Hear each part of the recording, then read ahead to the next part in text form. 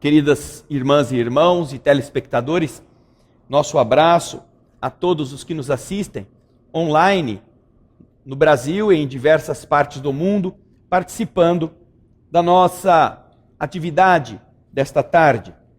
Nós recordamos que a nossa instituição tem na internet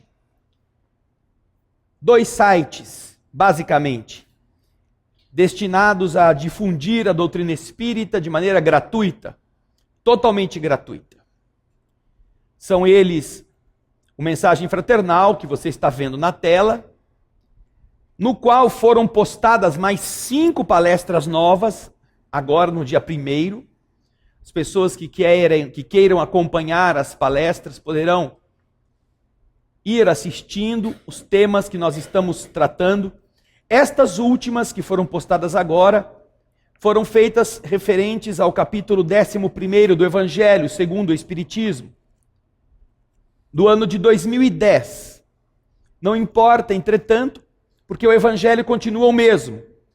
Desde lá até aqui, o Evangelho não sofreu nenhuma modificação, nem as nossas deficiências e necessidades podem dispensar as orientações que o Evangelho nos oferece. Até porque, mais velho do que o Evangelho segundo o Espiritismo, é a figura de Jesus, que há quase 2000 anos fala coisas que a gente ainda não aprendeu a viver.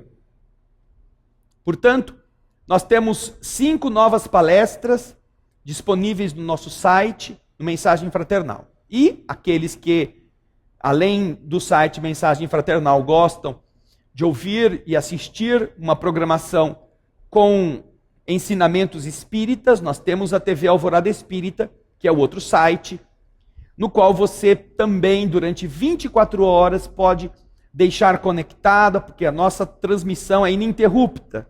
Nós trabalhamos de maneira que as pessoas que queiram assistir ou queiram deixar nas suas casas os seus obsessores assistindo, podem deixar ligado que em 24 horas por dia, seja porque eles vão se converter, seja porque eles não vão aguentar e vão embora, você vai ficar mais liberado no ambiente da sua família.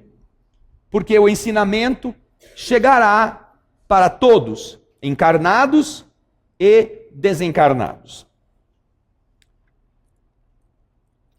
Nós, quando trabalhamos aqui nas questões da segunda-feira à tarde, recordamos que as pessoas podem fazer tratamento espiritual à distância. Aliás, no último programa Alimento para a Alma, que está disponível já na internet e que vai ao ar no próximo sábado na TV Jornal de Limeira, nós estamos indicando às pessoas onde encontrar. Nós fazemos já este programa Alimento para a Alma há muitos anos, para TV aberta. E temos falado sobre temas espíritas, diretamente abordando os livros da doutrina. Temos falado sobre a aplicação das leis espirituais de maneira geral, não necessariamente na casa espírita, mas na vida de cada pessoa.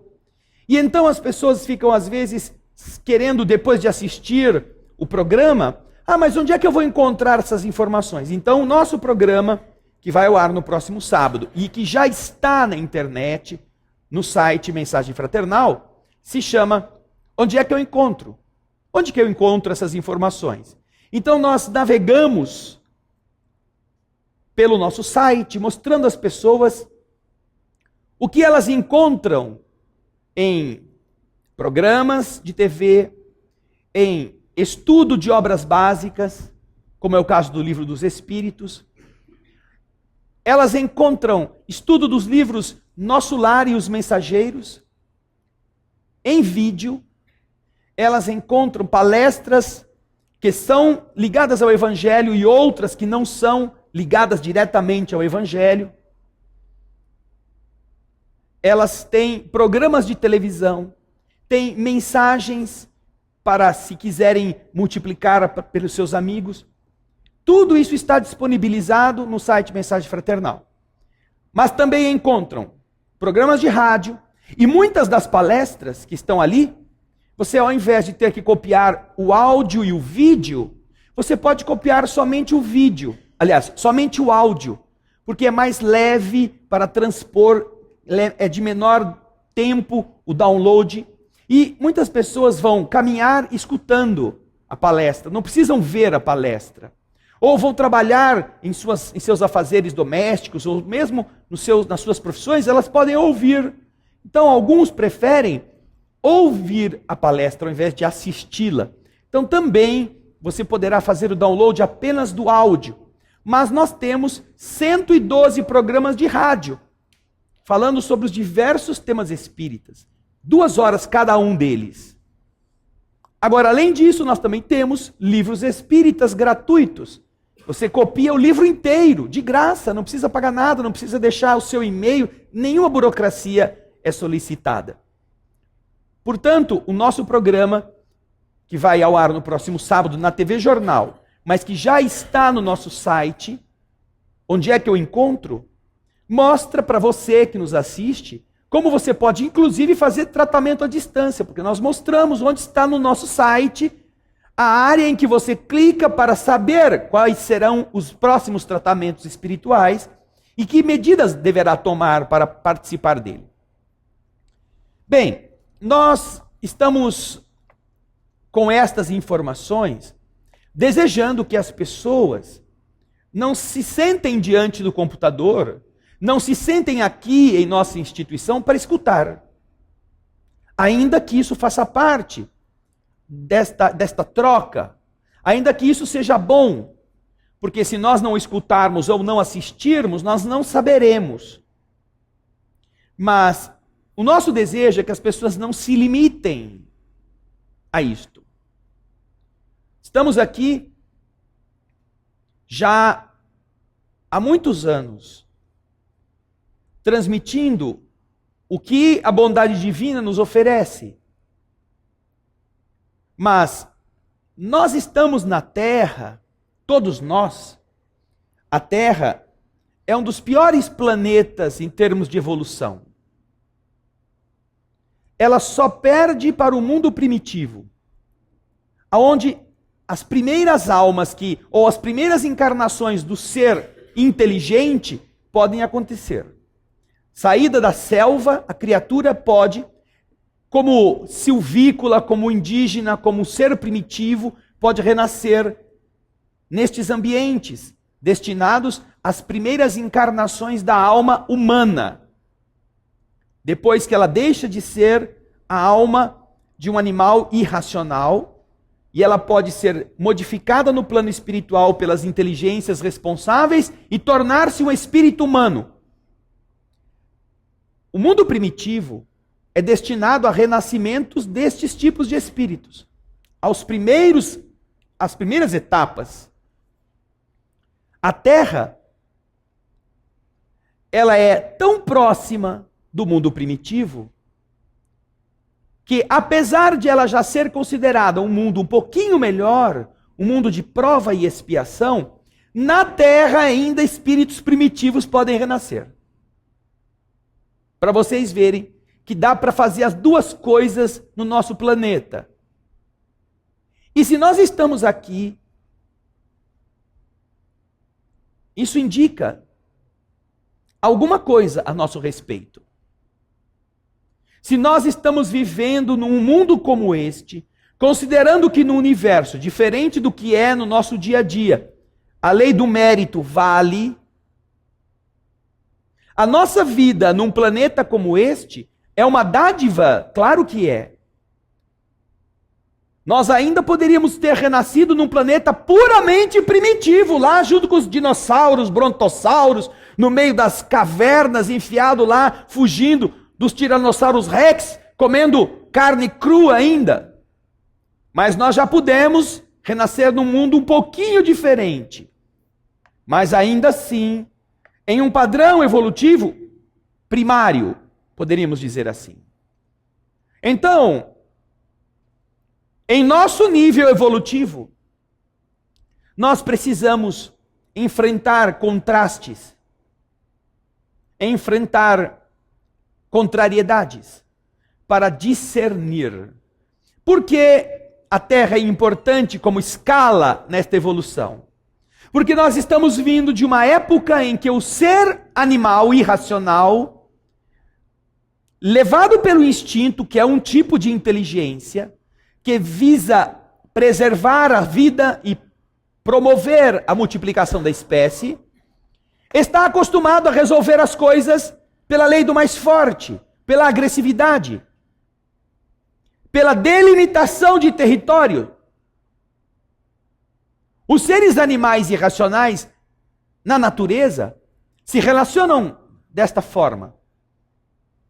Quando nós deixamos a área do animal irracional e pela evolução somos inseridos na etapa do ser racional, nós não deixamos de ser animais. Tanto que se alguém chama você de animal, não se ofenda. Esse cara é teu parente. Ele é teu parente. Oh, seu animal, oh, obrigado. A gente é da mesma família, porque nós somos animais mesmo. A diferença é que temos um raciocínio completo, enquanto os animais irracionais não detêm o raciocínio pleno. Detêm raciocínios fugazes, detêm pedaços de raciocínios. Então, no âmbito do ser animal racional, nós não deixamos de ser animais e, portanto, nós não perdemos o instinto. Nós ganhamos a inteligência racional e não perdemos a inteligência instintiva. Por isto, nosso ser está ainda propenso a organizar a sua vida segundo padrões parecidos com os bichos. O instinto de exclusão, de agressão, de proteção, ainda domina a maior parte dos seres humanos. Se observarmos a nossa diferença em relação a um leão, é que o leão demarca o território dele com urina e excrementos. Nós demarcamos o nosso com muro. Às vezes com cerca elétrica.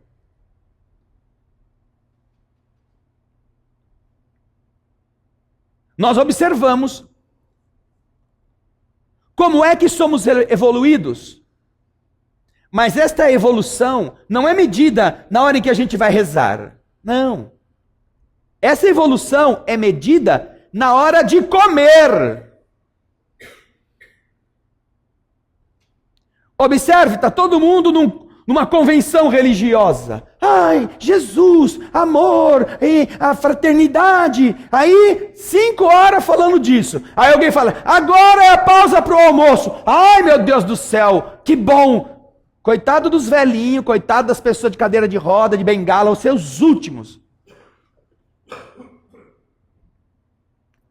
Porque são muito fraternos, muito interessados na evolução, mas na hora do rango, cada um por si e Deus que passe fome.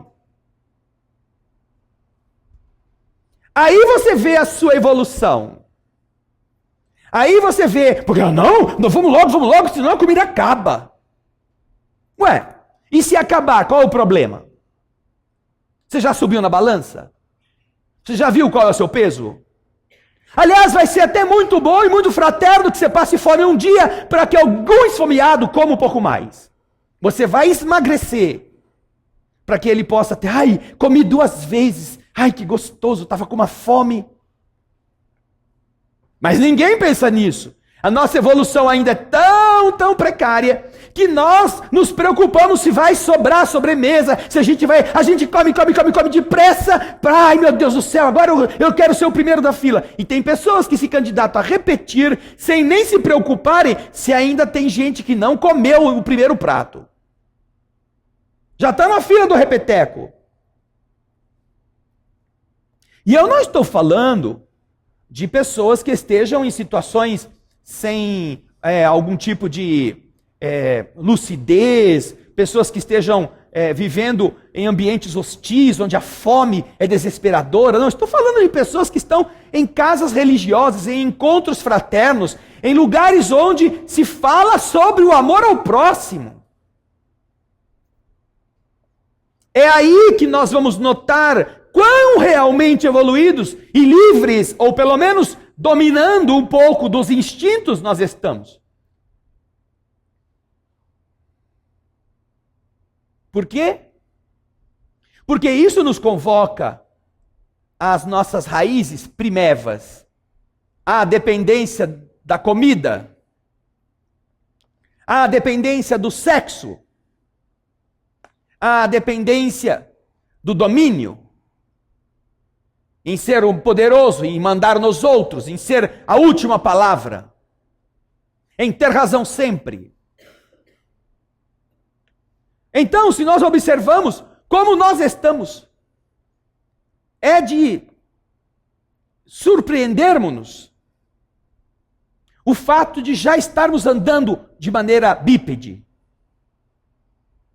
Porque andar com duas pernas, com todos esses impulsos animais, nossa, é uma coisa de espantar. Nós nos dizemos seres racionais. E enquanto os animais irracionais vivem em harmonia com a natureza, os ditos racionais estão destruindo a sua casa, estão envenenando sua comida, estão se matando de cânceres por ambições financeiras, enfiando agrotóxicos e modificando a genética das plantas. Segundo as estimativas dos estudiosos, cada dia na Terra, cada dia, 200 espécies são extintas.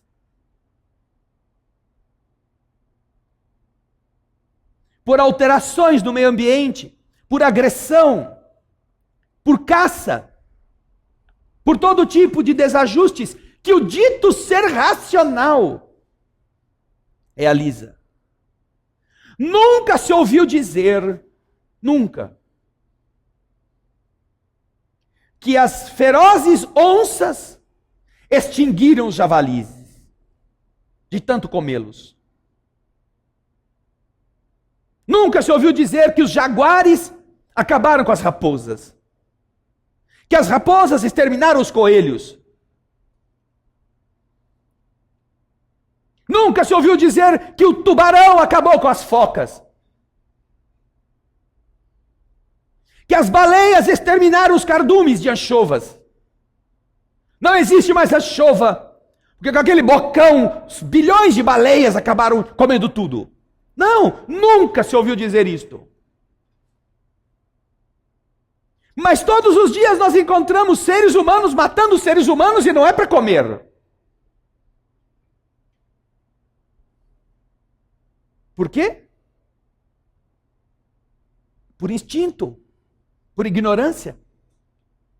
E segundo aqueles que têm tido contato com seres de outros planetas, muitos dos quais têm se relacionado com a humanidade, apesar de toda esta celeuma de mentira que os governos lançam sobre estes fatos, para ridicularizar as pessoas,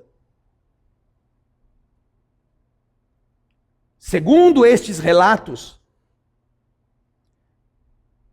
a grande preocupação de boa parte destes seres é exatamente com a nossa postura,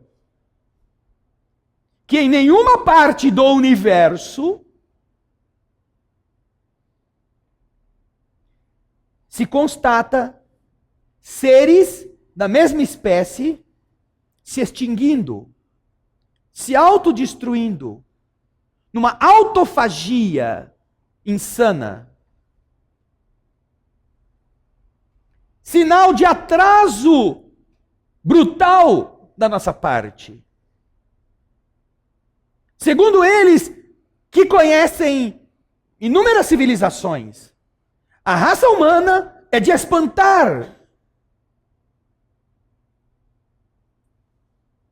Porque por aquilo que eles veem, por mais adversários que sejam uns dos outros, não se matam, não se destroem, não chegam ao ponto de extinguirem-se.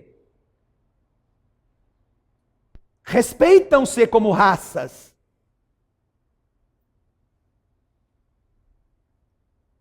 Então, se nós estamos em um mundo como este, voltamos a dizer, é de admirar-se que nós caminhemos sobre duas pernas.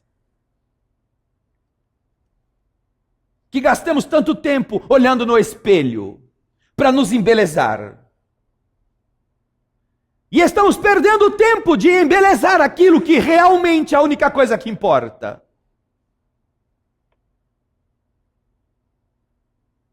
Estamos vivendo uma situação conflitiva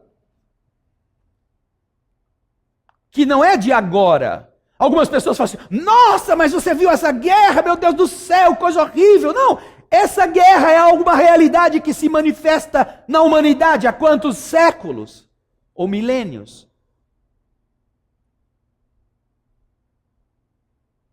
Mas por quê?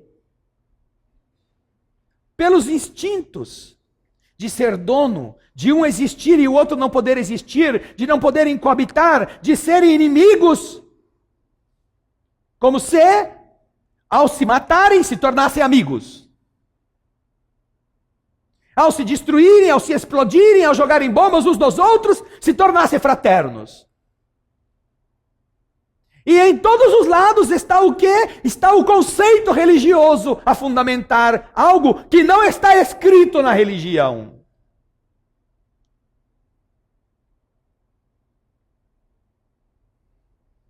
Mas isto não é algo que nós devemos usar para criticar os que fazem essas guerras. Ao contrário. Isto deve ser algo para a gente medir se as nossas guerras não estão no mesmo padrão. Se nós, como pessoas, não estamos também fazendo as mesmas disputas. Se a nossa língua não é um míssil, como são os mísseis que se atiram uns dos outros. Se não falamos mal das pessoas, até mesmo sem saber se é verdade.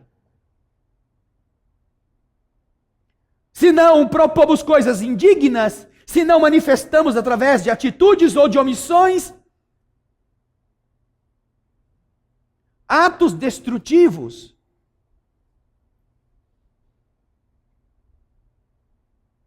Porque não é diferente apertar um botão e soltar um míssil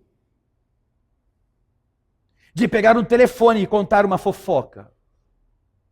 Geralmente sobre a vida alheia. Denegrindo conceitos e valores. Estragando a paz das pessoas.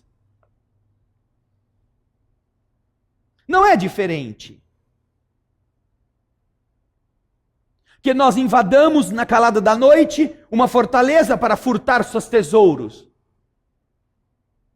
Acompanhados de um pequeno exército para ter mais braços e transportar mais depressa. De quando a gente faz um negócio muito bem feito, equaciona bem as letras dos papéis e faz as pessoas pouco lúcidas ou pouco inteligentes assinarem confiando em nossas palavras. Ou quando nós nos propomos a fazer um trabalho, recebemos uma parte e não o fazemos. Ou o executamos de maneira canhestra, uma vez que já entrou uma parte do dinheiro, o resto que se dane. Não há diferença. A diferença é apenas de amplitude, de efeitos. Quando nós vamos estudar nas obras básicas, nós vamos encontrar uma coisa interessante. A figura do inferno. A doutrina espírita sabe que o inferno não é uma existência física. Não há um lugar físico onde estejam lá seres sofrendo. Mas, desde antigamente, os pagãos acreditavam que o inferno, e era por isso que ele levou esse nome, eram os lugares inferiores, eram lugares físicos, para onde a alma infeliz mergulhava, era levada. Quando o cristianismo veio ao mundo, na sua versão singela, na sua maneira de ser, que era o oposto praticamente ao mosaísmo. Mosaísmo era a doutrina dos hebreus. Os judeus, na época, os hebreus que vieram do Egito, seguiam Moisés, seguiam o Velho Testamento. E as pessoas que seguem o Velho Testamento estão vinculadas ao Velho Testamento. Quando vem Jesus, e ele não veio fundar o cristianismo ou a religião ABC, não, ele veio trazer valores diferentes dos valores de Moisés. Tanto que perguntam a ele, qual é o maior mandamento da lei? Moisés tinha 10 mandamentos. Quase nenhum deles era cumprido e é cumprido até hoje pelos próprios seguidores de Moisés. E então Jesus, que era judeu, Jesus não era cristão. Jesus nasceu na Judéia, ele nasceu de pais que viviam lá, ele foi ensinado na lei judaica. E ao invés de falar que o maior mandamento era não matar, ele não diz isso. Ele muda os mandamentos de Moisés. Vocês sabem, melhor do que eu. Senhor, qual é o maior mandamento da lei? E ele responde, amarás a Deus sobre todas as coisas. Este é o primeiro e maior mandamento. E aí vai o segundo, que é semelhante ao primeiro. Amarás ao teu próximo como a ti mesmo. Isso não estava na lei de Moisés. E ele acrescenta, aí estão toda a lei e todos os mandamentos. Tudo que Moisés escreveu, tudo que o Velho Testamento foi organizado, estava resumido em uma única coisa, que era amar. Totalmente diferente de Moisés.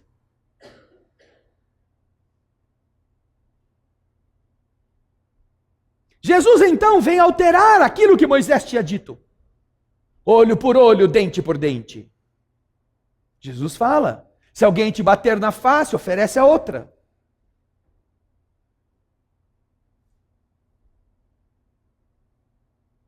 A visão que Jesus dá de Deus é totalmente diferente da visão mosaica. Para Moisés, Deus é Jeová ou Javé, violento, sanguinário, vingativo, agressivo. Para Jesus, Deus é Pai, generoso, que perdoa. Vejam só, quando você então situa as circunstâncias, você vai entender por que Simão, que era judeu, procura Jesus em uma hora em que Jesus manda ele perdoar. E Simão então faz a seguinte indagação: Senhor, mas perdoar até quanto? Perdoar 3 vezes. Porque a lei não mandava perdoar. A lei na qual Simão foi criado mandava vingar-se. Olho por olho, dente por dente, mão por mão, pé por pé. E Jesus muda isto dizendo, não, Simão, não é até 3 vezes, não é até 7 vezes, o que era um absurdo, imagina. Se já era um absurdo perdoar na lei mosaica, imagina perdoar até 7 vezes. É coisa de maluco. Jesus disse, não, Simão, você vai perdoar 70 vezes 7 vezes.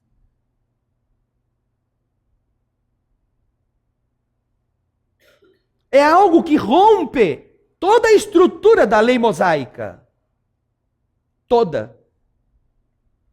Então nós precisamos discernir o que é, com todo respeito, a lei de Moisés, para o tempo que ela existiu, para o povo que ela organizou e guiou, e o que Jesus veio fazer.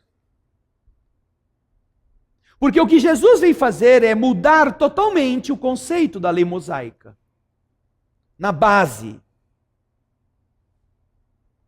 Acusavam Jesus de trabalhar em dia de sábado. Moisés diz que o sábado é o dia do Senhor. Que no sábado não se pode fazer nada. Apenas cultuar o Senhor em suas atitudes, cantar músicas sagradas, ler textos sagrados, ir nas religiões que você frequentava. E parece que Jesus mandava o povo vir tudo no sábado. O cara procurava na terça-feira, ai Senhor, eu estou com essa perna meio manquitola, o Senhor pode me curar? Simão, que dia é hoje? Terça-feira. Não fala para ele vir no sábado. Porque parece que Jesus tinha prazer em curar no sábado. Não é que era assim, mas Jesus aproveitava. Simão, que dia hoje é sábado? Hoje a gente vai ter que curar mais. Hoje é sábado. E então, os que eram mosaicos, os que levavam a vida pelo Velho Testamento, começaram a acusar Jesus de herege, de fazer coisas indignas no sábado. Porque eles viviam no sábado pela lei de Moisés. E Jesus curava no sábado. Aí então Jesus diz para eles: escuta, se cair o jumento num fosso e for dia de sábado, o que você vai fazer? Eu vou tirar. E se cair uma ovelha, você vai deixar lá morrer ou você vai tirar? Eu vou tirar. E se você vai tirar um jumento, você vai tirar uma ovelha de dentro do buraco, porque eu não posso curar no dia de sábado um outro ser humano. E aí Jesus faz a pergunta, que é uma facada na lógica. Foi o sábado feito para o homem, ou foi o homem feito para o sábado? O que é mais importante? O que vale mais? E ao dirigir-se a estes homens que tinham um raciocínio interessado apenas no cumprimento cego das leis mosaicas, ele disse: raça de víboras, que coais um mosquito e engolis um camelo. Que era isso que faziam. Quando era interesse deles, eles faziam de tudo para perverter a lei. Mas quando tinham que ir lá nas minúcias, curou no dia de sábado. Jesus não está na terra para seguir convenções. Está na terra para dar uma nova visão, mais evoluída, do relacionamento da criatura com o Criador. Mas, como os antigos, depois de Jesus, os homens voltaram-se para essas noções de, não, mas é que antigamente o povo acreditava nisso, vamos fazer, vamos trazer os caras para a igreja, vamos pegar as festas dele, incorporar na nossa festa, nos nossos dias santos, assim, misturamos os pagãos com suas festividades com os cristãos. E a maior parte nem sabe o que significa pagão. O nome pagão caiu tanto no ridículo que tornou-se quase um palavrão na boca dos convertidos. Xingar uma pessoa de pagã é quase uma ofensa a toda a sua reputação. Mas as pessoas que falam isso não sabem o que quer dizer pagão. Pagão é do latim paganos, que quer dizer camponês. Os pagãos ou os camponeses cultuavam os deuses da natureza. Eles acreditavam, segundo as experiências que haviam tido, que havia um inferno.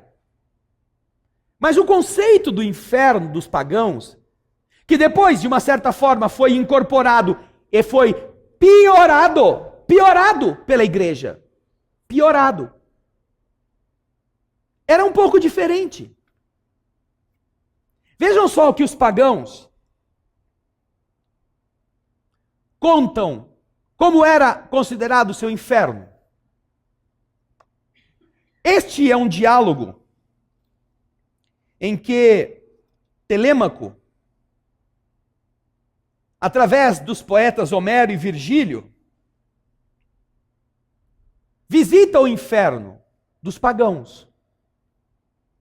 Homero e Virgílio deram do inferno dos pagãos uma descrição mais completa. Também o fez Fénelon, em sua obra Telêmaco. E então Kardec apresenta alguns quadros do inferno dos pagãos. E dentre estes quadros, ele encontra um lugar chamado Tártaro, um lugar de sofrimentos. Não é Tártaro do dente, sabe? Ai, eu tenho um inferno no meu dente. Não, não tem. O capeta está lá no Tártaro do meu dente. Não, não é esse Tártaro. É outro. Telêmaco é levado então a visitar os Tártaros. E aí ele descreve. Telêmaco, vendo 3 juízes que estavam sentados e que logo condenavam o homem, ousa lhes perguntar quais eram os seus crimes. Logo o condenado, tomando a palavra, grita: eu não fiz nenhum mal. Coloquei todo o meu prazer em fazer o bem. Fui magnânimo, liberal, justo, compassivo. Que se pode, pois, me reprovar? Pergunta o condenado. Então Minos lhe diz: não se te faz nenhuma recriminação com respeito aos homens, mas não devia menos aos homens do que aos deuses? Qual é, pois, essa justiça da qual te gabas? Não faltaste a nenhum dever para com os homens, que não são nada. Foste virtuoso, mas colocaste toda a tua virtude para ti mesmo, e não aos deuses que aderam a você. Porque querias gozar do fruto da tua própria virtude e te encerrar em ti mesmo. Foste tu a tua divindade. Mas os deuses que tudo fizeram e que nada fizeram senão para eles mesmos, não podem renunciar aos seus direitos. Tu os olvidastes, eles te esquecerão. Entregar-te-ão a ti mesmo, uma vez que quiseste ser para ti e não para eles. Procura, pois, agora, se o podes, a consolação no teu próprio coração. Eis-te, para sempre, separado dos homens aos quais quisestes agradar. Eis-te, só contigo mesmo, que foste teu ídolo. Aprende que não há verdadeira virtude sem o respeito e o amor aos deuses, aos quais tudo é devido. A tua falsa virtude, que há tempos deslumbra os homens fáceis de se enganar, vai ser confundida. Não julgando os homens, os vícios e as virtudes, senão pelo que os choca ou os agrada, são cegos quanto ao bem e quanto ao mal. Aqui, uma luz divina derruba todos os seus julgamentos superficiais. Ela condena frequentemente o que admiram. Essa luz condena o que os homens admiram e justifica o que os homens condenam. Isto aqui é inferno dos pagãos. Justo, sábio, perfeito, aplicável perfeitamente a nós no conhecimento do que significam as leis do universo. Diante dessas palavras, esse filósofo, que era o indivíduo que estava ali, como atingido pelo golpe de um raio, não podia suportar a si mesmo. Depois, ele vai continuar a ver os outros que estavam ali. Enfim, Telêmaco percebeu os reis, que estavam condenados por terem abusado do seu poder. Reis condenados por terem abusado do seu poder. De um lado, uma fúria vingativa, uma fúria é um personagem mitológico, agressivo, vingador. Uma fúria vingativa lhes apresentava um espelho que lhes mostrava toda a sua deformidade, todos os seus vícios. Aí eles viam e não podiam deixar de ver a sua vaidade grosseira e ávida dos mais ridículos horrores. Nesse espelho eles viam sua dureza para com os homens, aos quais deveriam proporcionar felicidade. Qual é a função do rei? Qual é a função do governante? Proporcionar a felicidade ao povo que governa. Sua dureza para com os homens eles viam ali, os quais deveriam proporcionar a felicidade. Sua insensibilidade com a virtude, seu medo de ouvir a verdade, sua inclinação para os homens frouxos e lisonjeadores, os bajuladores, aqueles que eles gostavam de ter à sua volta.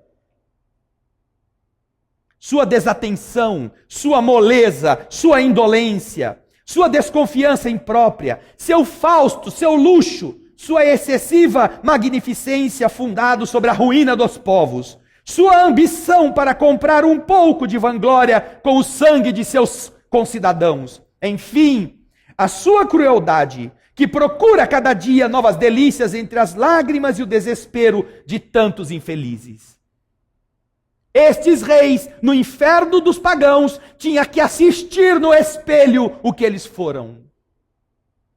Eles se veem sem cessar nesse espelho. Acham-se mais horríveis, mais monstruosos do que não é a quimera vencida por Belerofonte, nem a hidra de Lerna batida por Hércules, nem o próprio Cérbero, embora vomite de suas 3 goelas escancaradas um sangue negro e venenoso que é capaz de empestear toda a raça dos mortais que vivem sobre a terra. Ao mesmo tempo, por outro lado, uma outra fúria lhes repetia com insulto todos os louvores que os seus bajuladores lhes deram durante sua vida, a lhes apresentarem um outro espelho onde se viam tais como a adulação os pintava. A oposição dessas duas pinturas, tão contrárias, era o suplício de sua vaidade.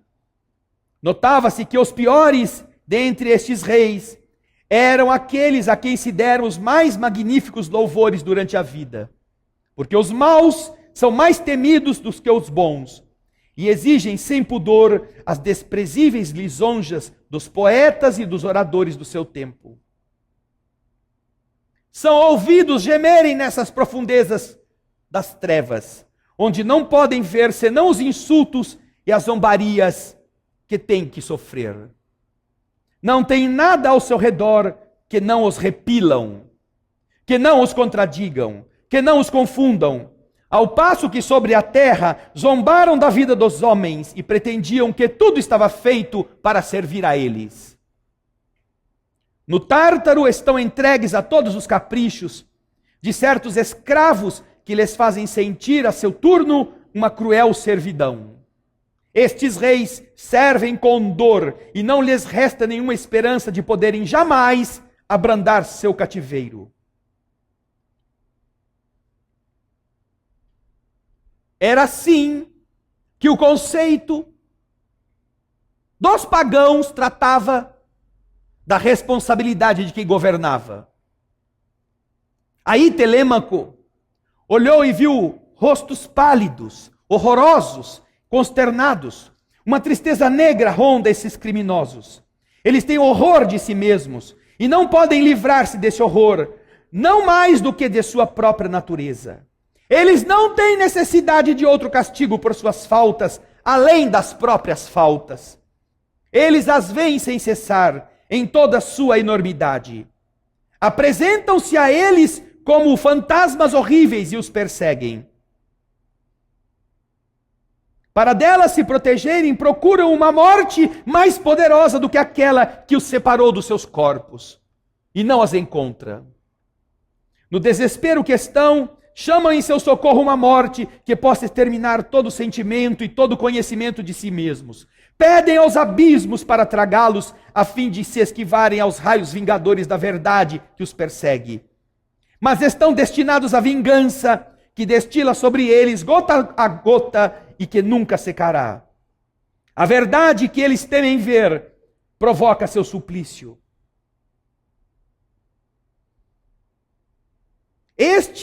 Entre estes objetos que fazem eriçar os cabelos de Telêmaco sobre sua cabeça, Ele viu vários antigos reis da Lídia, que foram punidos por preferirem as delícias de uma vida lânguida ao trabalho para o alívio do povo. Esses reis se reprovaram uns aos outros pela sua cegueira. Um dizia ao outro: ao redor dos reis volteavam ainda, como se fossem corujas na noite, as cruéis suspeitas, os vãos alarmes. As desconfianças que vingam os povos das durezas de seus reis. A fome insaciável da riqueza, a falsa glória. Viam-se vários desses reis severamente punidos, não pelos males que fizeram, mas por terem negligenciado o bem que tinham o dever de fazer. Todos os crimes dos povos que se originam na negligência, com a qual se faz observar as leis, eram imputados aos reis. Imputava-se também todas as desordens originadas do excesso, do luxo e de todos os outros excessos que atiram os homens em um estado violento e na tentação de se desprezarem as leis para adquirirem bens.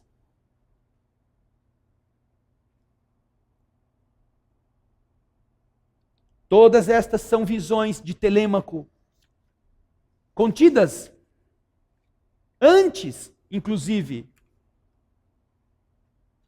de Jesus ter pisado no mundo. E se você imaginar que o quadro do inferno pagão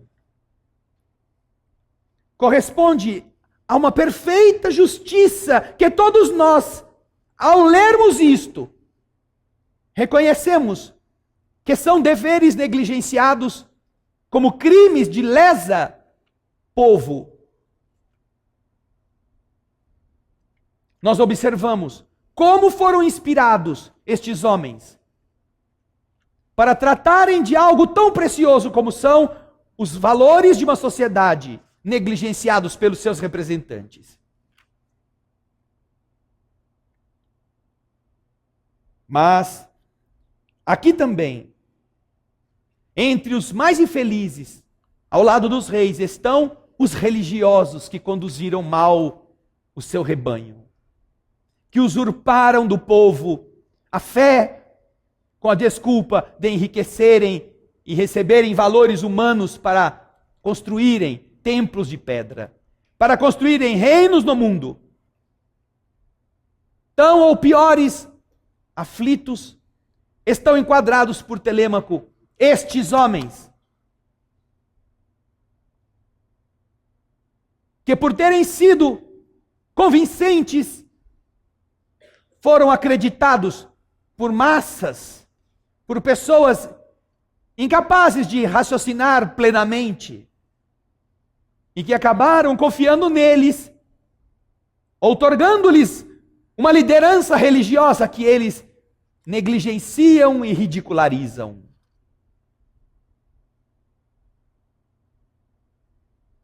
Isso está no livro O Céu e o Inferno. Porque depois Kardec apresenta o quadro do inferno cristão. Como é que os cristãos criaram o inferno muito semelhante e às vezes até piorado em relação ao inferno dos pagãos. Mas, independentemente disto, não somos pagãos, apesar dos valores serem muito parecidos com aqueles que uma sociedade decente busca organizar-se. Mas nós estamos vivendo a elevação de uma sociedade que não pode ser apenas porque tem telefone celular ou que manda nave espacial para fora do nosso sistema, considerada uma civilidade. Não. Enquanto mandamos naves espaciais para fora do sistema solar, continuamos a nos matar aqui entre criaturas da mesma raça. Enquanto falamos no telefone celular, utilizamos a tecnologia muitas vezes para mentir, para fingir o que não somos, para transtornar a vida dos outros. De onde se observa que as dádivas da ciência que a inteligência pôde organizar para que, graças a isto, o homem avançasse materialmente, estão a esperar que estes mesmos homens que foram inteligentes o suficiente para criar artefatos, comecem a ser inteligentes o suficiente para se recriarem como seres. E isso não se aplica somente a reis, somente a religiosos, somente aos poderosos, aos que governam. Isso se aplica a cada pessoa, a nós como indivíduos. Cada vez que a nossa conduta fere a vida de alguém, fere o direito de alguém, fere a reputação de alguém, nós estamos comprovando que merecemos estar no mundo de prova e expiação, muito perto do mundo primitivo. Não adianta ajoelhar na igreja, não adianta comungar com o padre, não adianta tomar passe, fazer cirurgia espiritual. Nada disso, a não ser vai pesar mais sobre nós. Porque ou nós decidimos o que nós queremos ser, ou não adianta fingir que já somos aquilo que não somos. E isto não é muito diferente no que nos explica o Espírito Emmanuel. O Espírito Emmanuel está falando neste livro Fonte Viva, psicografado pelo médium Francisco Cândido Xavier. Está falando em uma das suas lições algo extremamente harmonioso com os conceitos que até agora nós escutamos, oriundos do conceito pagão de justiça do universo. Naturalmente que os termos são outros, as referências são diferentes, mas os conceitos são exatos. Trata-se do capítulo 104. O capítulo 104, aliás, todos os capítulos desta obra e de outras obras que Emmanuel escreveu, eles são compostos de uma frase dos evangelhos que Emmanuel retira e sobre ela ele constrói todo o seu raciocínio. E isto se aplica não somente às guerras entre nações, isto se aplica não somente às responsabilidades governamentais de qualquer nível. Isto se aplica não somente aos que têm muitos recursos materiais e podem esbanjar à vontade. Isto se aplica a qualquer ser humano que está no mundo. Porque todos estamos vivendo situações temporariamente. Então, o capítulo 104 tem o seguinte título: Diante da multidão.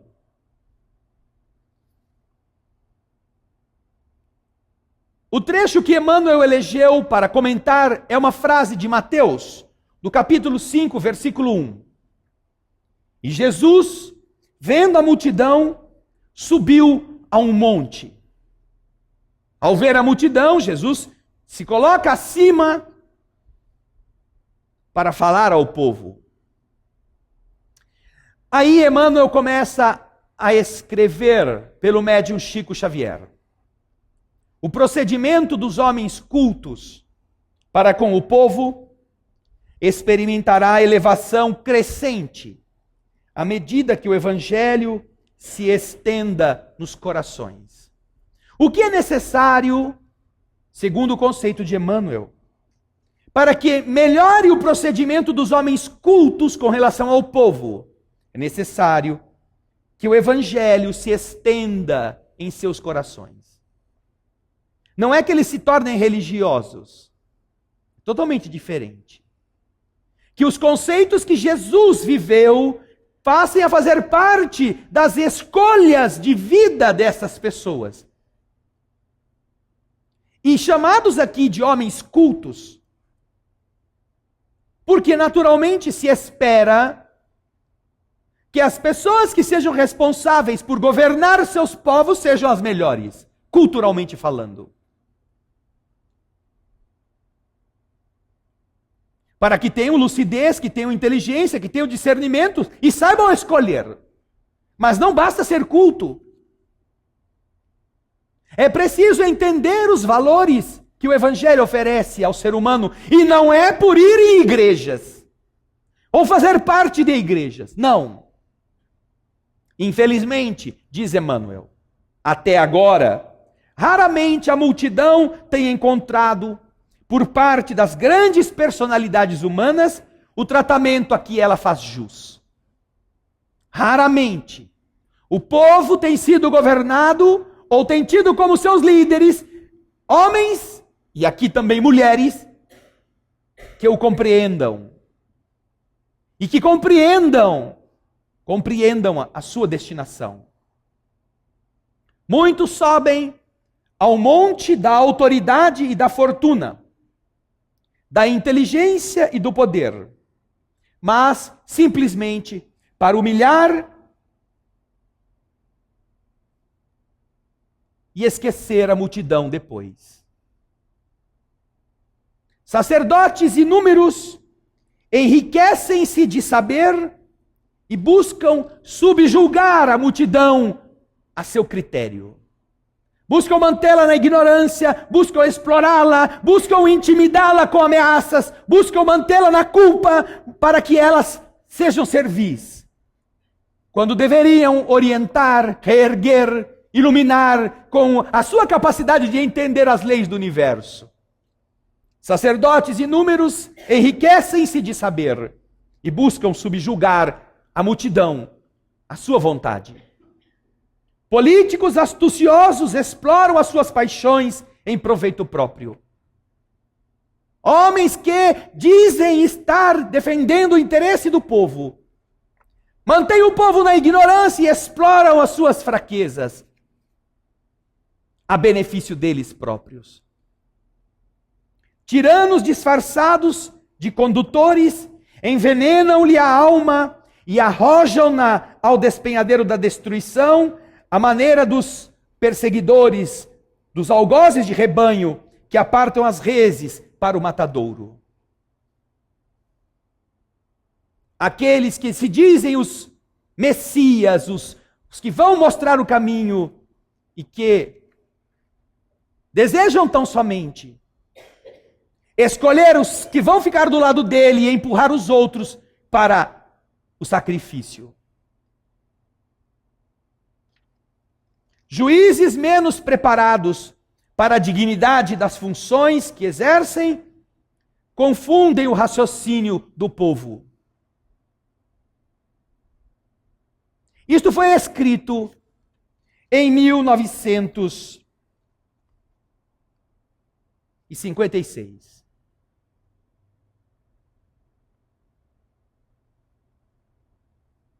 Vai fazer 60 anos.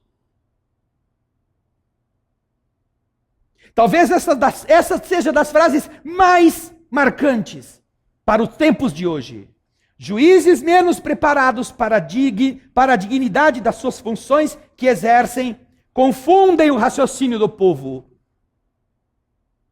E nós observamos malfeitores sendo colocados na rua, com base em direitos que alegam possuir e não têm. E as pessoas honradas, as pessoas trabalhadoras, as pessoas tendo que suportar injustamente e sem direitos a ação inferior dos que querem ter todos os direitos, amparados por decisões iníquas e confusas.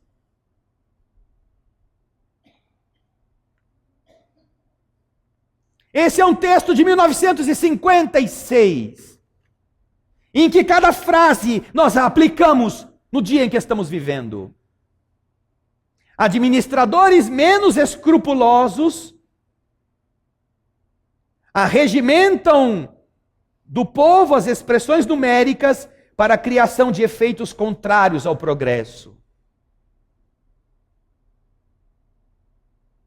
E então saem por aí a lançar estatísticas, fraudando números, para dizer que é importante aprovar o aborto, porque tem muita gente que vai morrer se não for abortar, se o aborto não for considerado uma lei. E então lançam estatísticas mentirosas, porque querem fazer as pessoas meditarem sobre uma coisa que não é como se fosse. Já comentamos aqui recentemente. Em uma das campanhas, um desses grupos que quer aprovar o aborto a qualquer preço, alega que por ano, 250 mil mulheres têm que ser internadas depois de praticar um aborto clandestino. Por alguma complicação do aborto. Tem que fazer uma curetagem, uma raspagem, alguma cauterização. 250 mil mulheres estão expostas a isso. Mas eles não dizem que estas 250 mil mulheres já mataram 250 mil crianças. Não, isso eles não dizem. Mas como eles têm que defender insanamente, porque devem estar ganhando alguma coisa para isto. Como dizem aqui as palavras de Emmanuel, administradores menos escrupulosos arregimentam-lhe as expressões numéricas para criar os efeitos contrários ao progresso. 250 mil mulheres estão sofrendo, porque tem que se internar para fazer uma curetagem. Acabaram de assassinar um outro ser. E ainda vão viver. Porque segundo essas estatísticas, dessas mesmas instituições, dessas 250 mil, sabe quantas morrem? A cada 2 dias morre uma. No ano. Morrem 162 mulheres e meia por ano. Mas eles colocam os números como se, meu Deus do céu, olha só, nós temos isso, uma injustiça.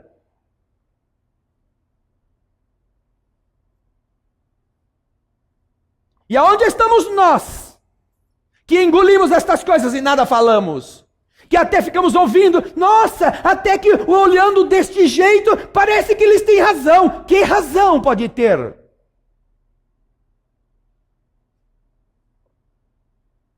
Que morressem as 250 mil. E quem sabe se isso acontecesse, as que estivessem vivas não abortariam. Não é o que nós desejamos, que as mulheres morram. Nunca se teve em nenhuma época da humanidade tantos recursos para se impedir a gravidez. Nunca.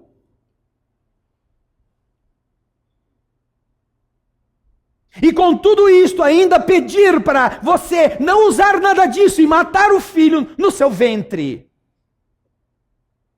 Isto é pior do que o nazismo.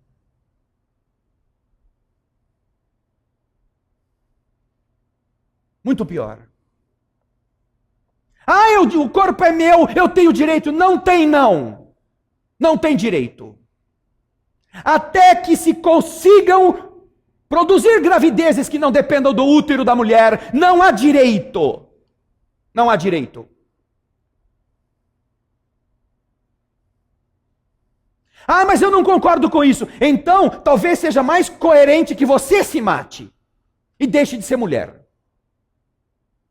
Não é o que nós estamos pretendendo para as mulheres. Não. Mas esse argumento de que, o corpo é meu, eu tenho direito, não é um argumento. Até que exista uma outra opção para alguém nascer. Isso não é direito.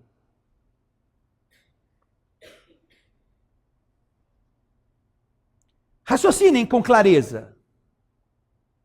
Existe a multidão faminta. E somente você tem um armazém. Só você tem o armazém com a comida para matar a fome deles. Você tem algum direito de dar uma cuiazinha para um e não dar para o outro? Você tem algum direito? Não, o armazém é meu. Eu dou para quem eu quiser, eu vendo para quem eu quiser. Para isso eu não vou vender, porque ele é corintiano. Que direito você tem? Se nós estamos tratando de valores muito maiores do que esses que você acha que vão pesar no seu bolso, com as moedas que alguém te pague. Eu cobro quanto eu quero, porque o armazém é meu. Você não tem esse direito. Mais ilógico ainda é imaginar as pessoas achando que elas podem matar quem elas quiserem, porque o corpo é delas. Só uma sociedade de gente que não pensa, que não raciocina e que obviamente vai continuar sem pensar e sem raciocinar, porque os que a administram não querem ela inteligente, vão aceitar esse tipo de argumento, sem perceber que isso não é um direito.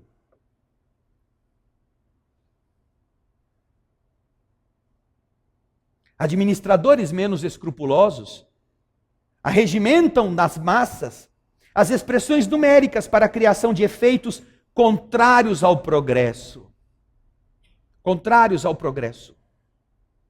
Matar o seu semelhante, matar aquele que você está gerando, é um dos crimes mais cruéis que uma raça pode produzir. Porque ele é pior do que você matar alguém a queima-roupa com um revólver. Porque esta pessoa ainda pode se atracar com você, essa pessoa ainda pode gritar, essa pessoa pode fugir, pode se esconder.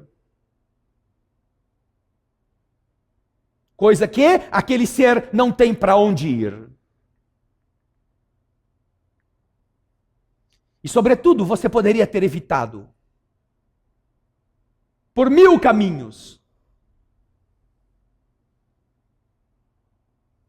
Em todos os tempos, continua Emmanuel, vemos o trabalho dos legítimos missionários do bem, prejudicados pela ignorância que estabelece perturbações e espantalhos para a massa popular.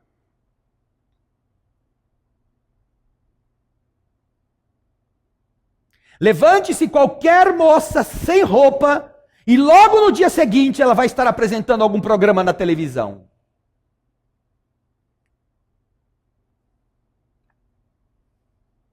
Levante-se alguém e diga, eu preciso de ajuda para tirar criança da rua. E veja quem aparece.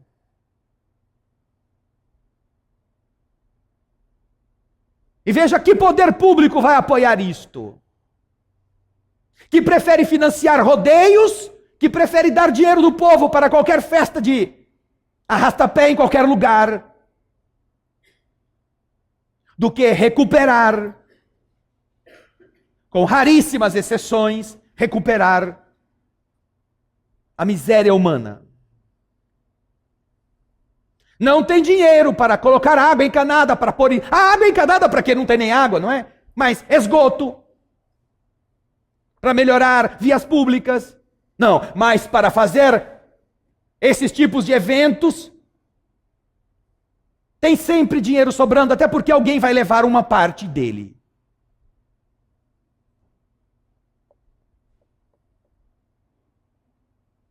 Levante-se alguém para fazer o bem, e você vai ter todo tipo de obstáculos. Todo tipo.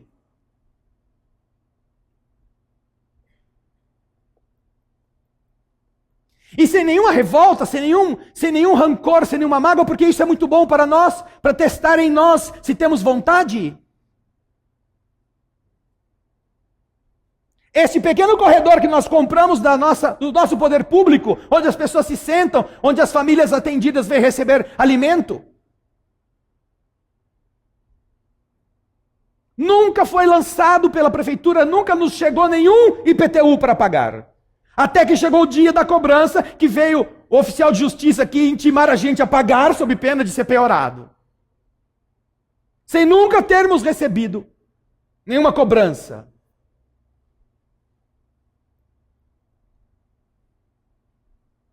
Desde 2008 ingressamos na prefeitura da nossa cidade com solicitação para que perdoem a dívida e para que reconheçam a nossa condição de imunes, que somos uma instituição beneficente.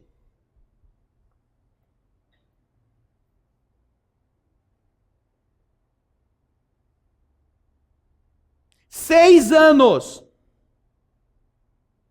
se passaram. 6 anos.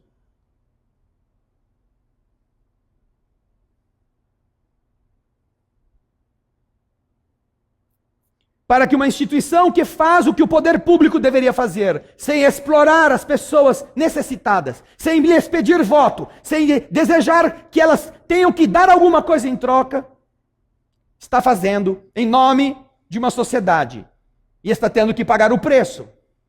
Mas é assim mesmo. Precisa ser assim. Porque o que uma instituição beneficente, não importa se é espírita, se é católica, se é evangélica, que está tentando fazer o bem para os outros, se o que ela está fazendo está sendo honesto, isto vai contra, geralmente, os interesses.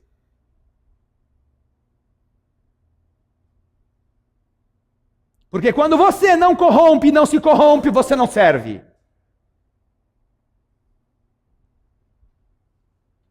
Bom é aquele que dá uma parte, recebe outra parte, e que assim vai todo mundo metendo a mão no buraco, e todo mundo fica sujo igualmente, e ninguém pode falar nada de ninguém.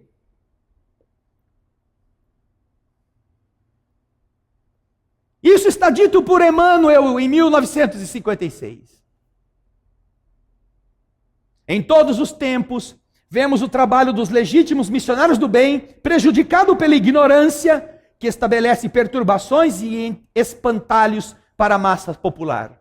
O que fez Saulo de Tarso quando visitou a igreja nascente em Jerusalém?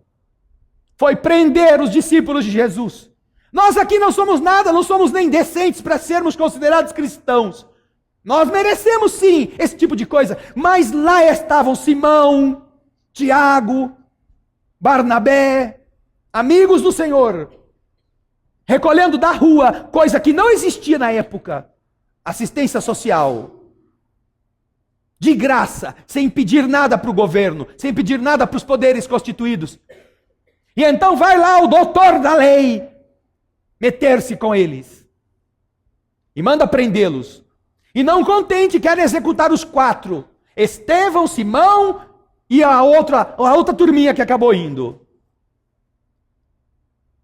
Se não fosse Gamaliel se opor a Saulo de Tarso, todos teriam sido assassinados. Mas por conta de contemporizar, Gamaliel aceita que pelo menos Gesiel ou Estevão pague o preço pela liberdade dos outros.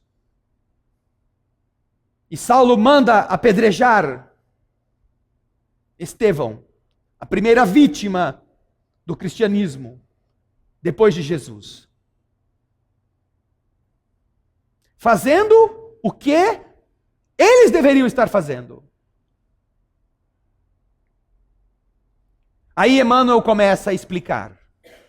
Entretanto, para a comunidade dos aprendizes do Evangelho, em qualquer clima de fé, o padrão de Jesus brilha soberano. Não importa qual seja a fé, qual seja a igreja. O padrão de Jesus realça acima de todos os outros.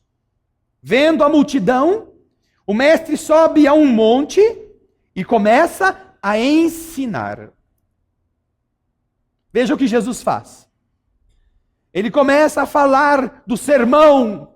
Bem-aventurados os mansos, porque eles herdarão a terra.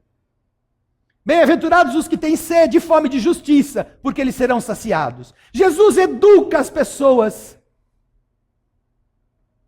para que elas compreendam o padrão da nova humanidade. É imprescindível, diz Emmanuel, empenhar as nossas energias a serviço da educação. Ajudemos o povo a pensar, a crescer e a aprimorar-se. Auxiliar a todos, para que todos se beneficiem e se elevem.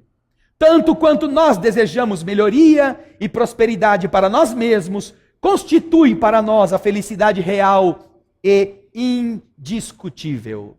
Ajudar as pessoas a que elas entendam como elas podem ser diferentes, como elas podem transformar e podem se elevar para a melhoria não só da sua casa, não só do seu interesse, não só dos seus apaniguados, não só da sua turminha, mas em favor de todos. Isto é felicidade real. e indiscutível para aqueles que já descobriram esta missão. Ao leste e ao oeste, ao norte e ao sul da nossa individualidade, movimentam-se milhares de criaturas que estão em posição inferior, em posição pior do que a nossa.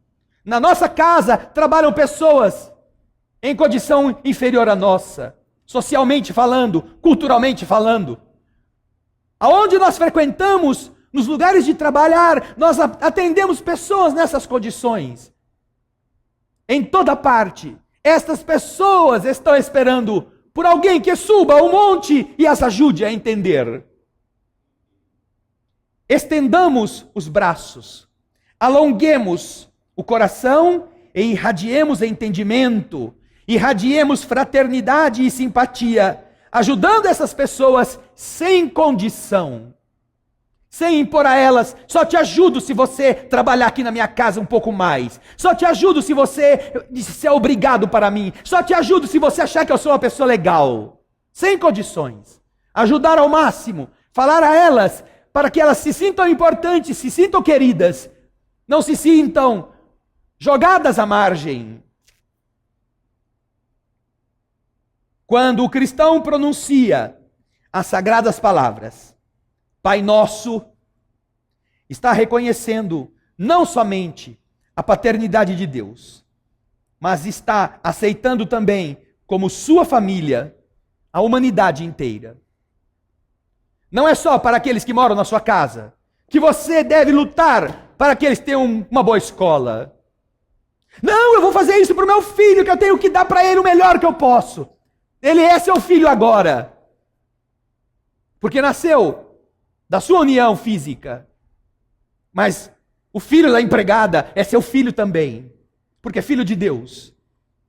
Já pensou em ajudá-lo a estudar? Já pensou em amparar o esforço daquela moça para que esse menino pudesse ser alguém? Já se preocupou em amparar aqueles que você muitas vezes cruza como boys no seu trabalho, como serventes na sua empresa? O que eu posso fazer por essa pessoa? Ah, problema dele. Não é meu parente, eu não tenho obrigação nenhuma.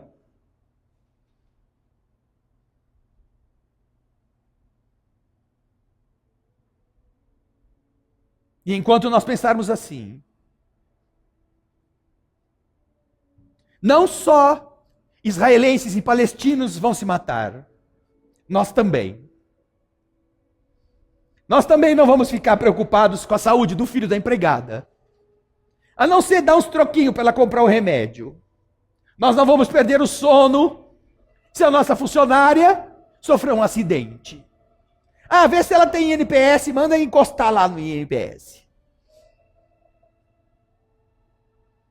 Se nós não permitirmos que o Evangelho entre em nós, não somos diferentes nem de palestinos, nem de israelenses, nem de afegãos, nem de paquistaneses, nem de hindus. Não somos diferentes de ladrões. Quem diz isso é Gandhi, não sou eu. Gandhi fala que todo aquele que tem mais do que precisa para viver, este é um ladrão. Juntou o que está faltando para outro não morrer. E se nós chamamos Deus de nosso Pai, aquele é nosso irmão. Quando a gente parar de, esse problema é dele, como nós poderemos já, quem sabe, migrar para um mundo que seja diferente deste. Porque por enquanto, nós não saímos daqui porque não merecemos. Não é porque Deus não nos ama, é porque os mundos melhores não podem nos receber. Porque nós vamos estragá-los. Por nós ainda não termos melhorado. Lembremos-nos que apesar de ser como nós somos, Dr. Bezerra de Menezes, que dá o nome a esta casa, já poderia ter ido embora da terra, já foi autorizado pelos espíritos superiores a migrar a mundos muito mais elevados do que este, e pediu para ficar, para nos ajudar a ser melhores. Como ele, uma multidão interminável de almas se ocupa da nossa renovação, pagando o preço de ficarem aqui neste caldeirão fervente, para diminuir o calor. E nós fazemos o quê? Poderíamos aliviar um pouco, poderíamos estar ajudando estas almas. Nós estamos ainda sendo peso. Que nós aprendamos a sair deste círculo vicioso e dizer: Senhor, eu estou com problema de saúde, eu estou precisando da tua ajuda, eu estou com dores e sei que você vai me ajudar, mas me dê força para eu ajudar alguém. Me ajude, Senhor, não como condição, mas mesmo que você me faça assim, permanecer sofrendo, eu vou ajudar aqueles que eu puder. Não importa que eu esteja num dos planetas mais inferiores, eu quero matar a inferioridade que existe em mim. Eu não quero mais ser igual ao que eu já fui. Se nós aprendermos a fazer isto, queridas irmãs, queridos irmãos, você não precisa nem rezar. Se for sincera a sua decisão e se for ativa a sua atitude no bem, o universo te defende. A mão generosa dos bons espíritos te acompanhará pelo bem que você vai espalhar. Porque eles não precisam de mais um doente no mundo. Doentes são abundantes na terra. Eles precisam de alguém que, mesmo doente, cuide de outro. Ajude outro a melhorar. E quando você faz isso, você é o cara. É você que o mundo precisa. É você que o mundo, que a bondade defende. Mesmo que você sofra, não vai ser fácil. Porque você vai contra os interesses que não querem que a terra seja melhor. Que querem que a terra seja de viciados, de drogados, de prostitutas, de bandidos, de exploradores das coisas mais inferiores que dão dinheiro. É isto que querem. Mas isso está com os dias contados. Não importa quanto tempo leve, mas esse sistema está falido. Ou você vai falir com ele, ou você não vai fazer parte dele. Somos nós que escolhemos. Quando entrarem na sala de passe, lembrem-se que o que vocês vieram fazer aqui e o que vocês estão fazendo em casa é mais do que pedir que uma veia seja desentupida, que um osso seja retificado. É mais que o estômago não arda. É muito mais. O que você veio fazer aqui é lembrar-se de que você é um enviado de Deus para melhorar a terra. E isso tem muito valor. Pelo menos para Deus. Que passe a ter para nós também. Pensem nisso quando entrarem na sala de passe. Muita paz.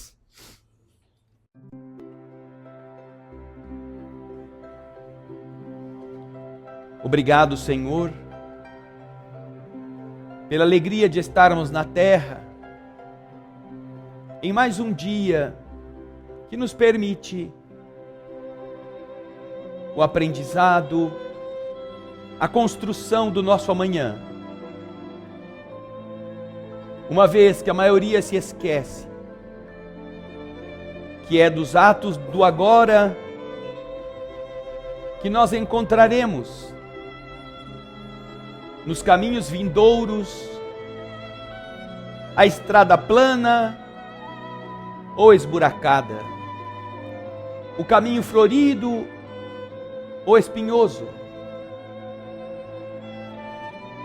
a planície ou a escarpa para ser escalada com sofrimento. Que todos nos lembremos que a nossa conduta na terra demonstra quem nós somos. E se nós usamos as desculpas comuns para justificá-las, isto não nos torna isentos da responsabilidade. Se achamos que a conduta da maioria é suficiente para que nós as adotemos, nós também não mereceremos um destino diferente da maioria. Se justificamos a violência por sermos testados todos os dias nos desafios da agressividade, lembremos-nos que nosso espírito adota a violência como escolha. Se a nossa ambição nos empurra para caminhos cada vez mais comprometidos com a corrupção, com os desatinos, com a conquista do que não nos pertence, que nós não usemos a desculpa dos nossos filhos para justificar nossa ilicitude, que tenhamos a coragem de assumir a nossa condição de criaturas egoístas, indiferentes ao mal que praticamos. Assim, aquilo que escolhemos representa o que somos. Não importa como disfarcemos ou justifiquemos as decisões que tomamos. Que nós aprendamos assim, em cada dia, a meditar no que vamos fazer, a entender que o sofrimento de amanhã depende das decisões de hoje, que também a felicidade está na mesma circunstância de causa e efeito, e que não vale a pena, por um sucesso de 5 minutos, por uma fama de algumas horas, pelo poder de algumas semanas, ter que enfrentar décadas, séculos ou milênios de angústias. Daí nós te agradecermos, Senhor, toda a orientação que nos chega, para que cada um por si mesmo saiba como agir, saiba como ser o seu Deus, ao invés de apenas pedir que Deus resolva os nossos problemas. Que nós possamos ouvir o que vamos cantar mais uma vez. Almas do céu, ouvi o doce canto do fundo do coração, com calor repleto